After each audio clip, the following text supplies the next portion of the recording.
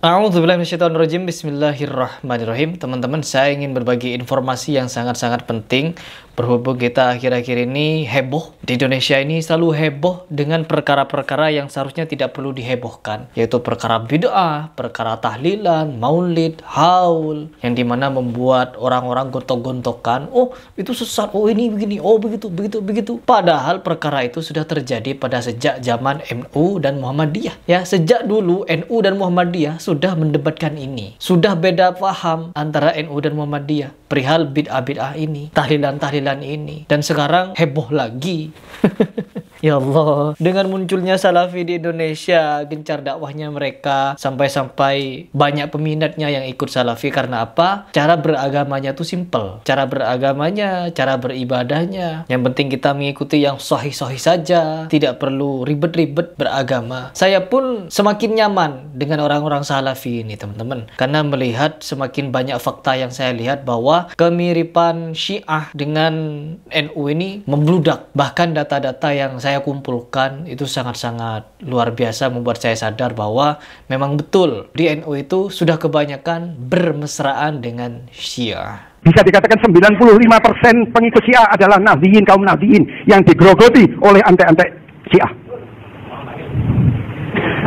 Perlu Anda perkenalkan, yang hadir di sini adalah pejuang-pejuang ahli sunnah dari Nahdliyin semua, dari Bangil, dari Jember, dari mana-mana, dari Surabaya dan sekitarnya, dari Jawa Timur sini. Nah, mereka merasa sakit hati kepada Syiah.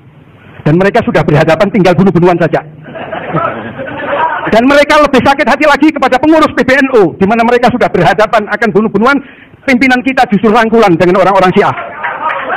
Kami tahu di belakang itu adalah fulus. Kami tahu dan kami berani bersumpah karena kami ada orang kami di dalam Syiah. Kami mempunyai data untuk antum ketahui. Antum sebagai orang bid'ah, saya dapat uang. Kami tidak mau membuka rahasia seseorang bahwa dekatnya tokoh-tokoh kita NU di sana adalah karena fulus. Dan ini sebagian diakui karena katanya bantuan dari luar negeri semua sudah diambil sama Gus Dur, tinggal yang dari Iran saja yang masih masuk. Wallahu alam, ini betul tidaknya, antum lebih tahu. Untuk itu kami minta kepada antum agar segera memutuskan hubungan sama mereka. Berapa sih mereka itu? Apa keuntungannya? Antum dekat dengan mereka, berapa banyak kaum Nahdliyin yang digerogoti sama mereka? Tiap hari kita ini ngepuk-ngepuk, jangan sampai kita ini digerogoti, tapi dari atas justru kita ini ditikam dari belakang oleh tokoh-tokoh kita. Dan Syiah ini musuh besar, musuh bebuyutan, atau musuh alamiah dari Salafi. Karena label-label Wahabi ini lahir dari mulut-mulut Syiah. Orang-orang Syiah lah yang membentuk nama-nama Wahabi itu, yang membuat nama-nama Salafi itu terkesan buruk. Allahu Akbar. Dan di sini kita tidak perlu panjang lebar. Ada satu video yang perlu kalian ketahui bahwa di negara-negara Eropa sudah ratusan ribu berbondong-bondong masuk Islam. Dan masuk Islamnya bukan Islam-Islam NU, ya, bukan orang-orang yang mengaku aswaja ini, tidak. Melainkan berbondong-bondong masuk Islam dengan Islam yang dibawakan oleh orang-orang Salafi. Baik dari orang-orang Salafi atau debater-debater yang lahir dari didikan Dr. Zakir Naik. Dan juga Dr. Zakir Naik sudah ratusan ribu orang yang dia Islamkan, terhitung pada tahun 2017 lalu, ya, 2017 lalu. Bagaimana dengan sekarang? Masya Allah, itulah orang-orang Salafi yang fokus mendakwahkan Islam agar orang masuk Islam. Tetapi kalau Islam yang ada di Indonesia, tidak. Berkutat di tahlilan. Islam-Islam di Indonesia berkutat di tahlilan, maulidan, solawatan jingkrak-jingkrak, haulan rame-rame, gedombrengan. Itu di Indonesia. Bahkan ada yang menyatakan bisnis solawatan katanya. Na'udzubillah min dzalik. Ya, kita bisa tahu sendiri mana orang yang benar-benar ingin menyampaikan Islam ke dunia, ingin membawakan Islam dengan cara yang rahmatan lil alamin. Berbeda dengan orang yang setiap harinya sibuk membahas tahlilan. Oh, tahlilan ini begitu. Itu tanggung jawab kalian di hadapan Allah. Ya, karena apa? Nabi Muhammad tidak mengajarkan tahlilan 7 hari berkumpul yuk. Karena Khadijah meninggal, yuk sahabat kita kumpul, kita doakan bersama. Nabi Muhammad ditinggal wafat oleh beberapa istrinya, ditinggal wafat oleh anak-anaknya, yang laki-laki, yang perempuan. Tidak pernah Rasulullah SAW mengajak para sahabat, yuk para sahabat, selama 3 hari ini di perkaranya ini loh, di alam kubur, 7 hari begini loh, 40 hari begini loh, kalau 100 hari begini, 1000 hari begini, 1 tahun begini loh. Jadi kita harus membuat ritual ibadah khusus nih di hari-hari ini. Enggak, Rasulullah SAW saja tidak melakukan ibadah itu. Dan kita di Indonesia berkutat terus di tahlilan ini. tahlilan terus, bener. Sampai-sampai ada keluar, memerangi Wahabi itu wajib hukumnya, ibadah yang wajib. Lalu apa? Mendapatkan pahala yang besar. Kalau begitu Bapak, pergi ke Saudi, bawa banser sebanyak-banyak banser, ambil alih Mekah Madinah. Karena apa? Dikuasai Salafi. Kan wajib hukumnya. Sudah berijtihad kalau hukumnya wajib memerangi Wahabi. Miris Bapak.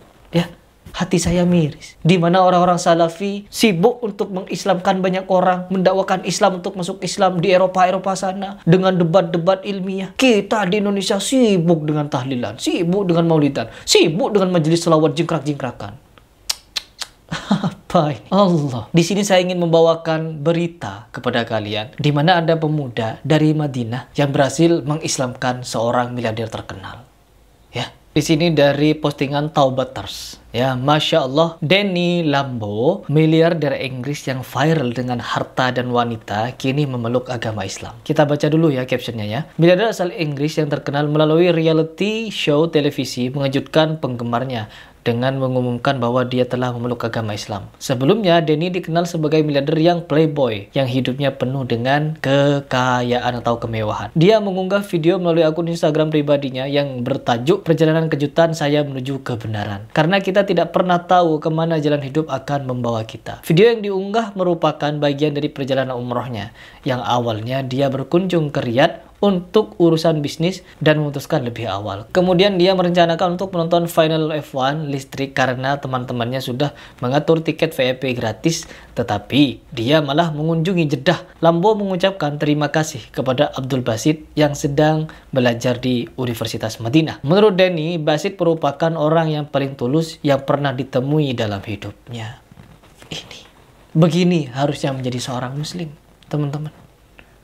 Allah, enggak kalau di Indonesia sibuk mengurus tahlilan. Ini ya temannya yang mengislamkannya.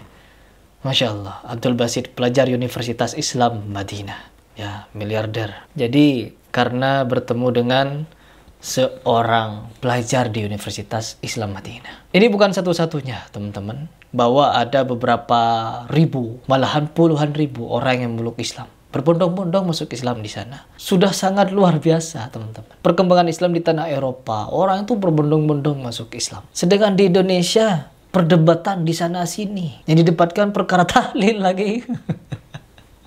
Allah. Kadang miris saya, dimana kita sekarang bukan lagi sibuk untuk mencari umat di luar Islam untuk memeluk Islam, tetapi sesama Islamnya gontok-gontokan. Yang satu ada majelis salawat yang jingkrak-jingkrakan, tak mau ditegur, tak mau diluruskan. Yang satu ada yang majelis dangdutan dicampur pengajian. Yang satu ada yang aliran sesat begini, banyak pengikutnya. Yang satu mendoktrin begini, halu-haluisme, banyak pengikutnya. Kadang ikut miris kita ketika melihat ini. Miris teman-teman, dan merasa sedih. Jadi malu kepada Dr. Zakir Naik yang kemana-mana dia sampai dikawal angkatan bersenjata.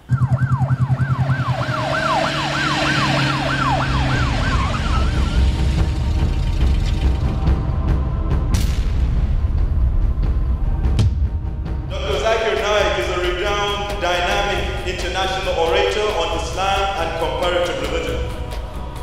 Dr. Zakir Naik is the president of Islamic Research Foundation in Mumbai.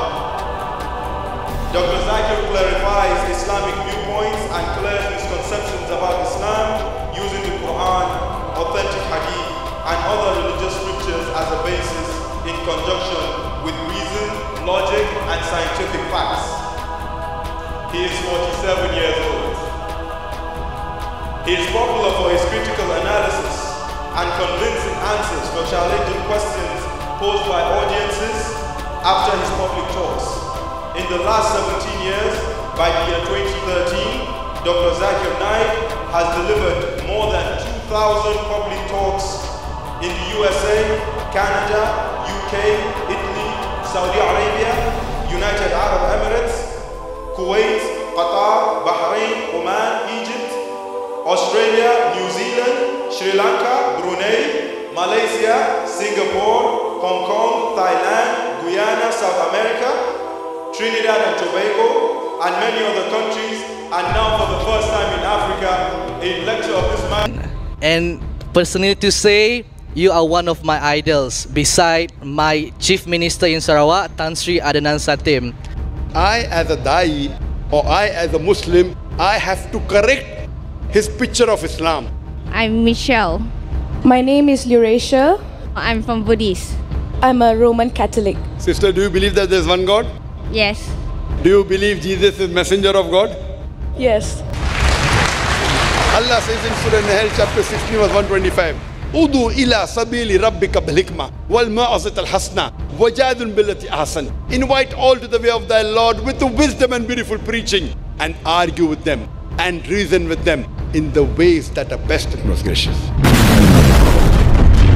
Dr. Zakir Naik kemana-mana sampai diiringi atau dijaga oleh angkatan bersenjata. Takut ada penyusup untuk membunuh dia. Karena apa? Dia orang paling berbahaya. Dunia bisa meluk Islam perantara debat yang dia lakukan. Dan kita di Indonesia, apa yang didebatkan? Tahlilan. Allah.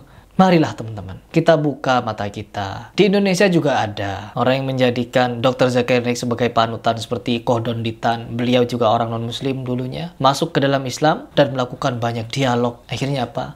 Banyak beliau juga mengislamkan. Harusnya seperti ini yang dikembangkan. Ya, seperti ini yang dikembangkan.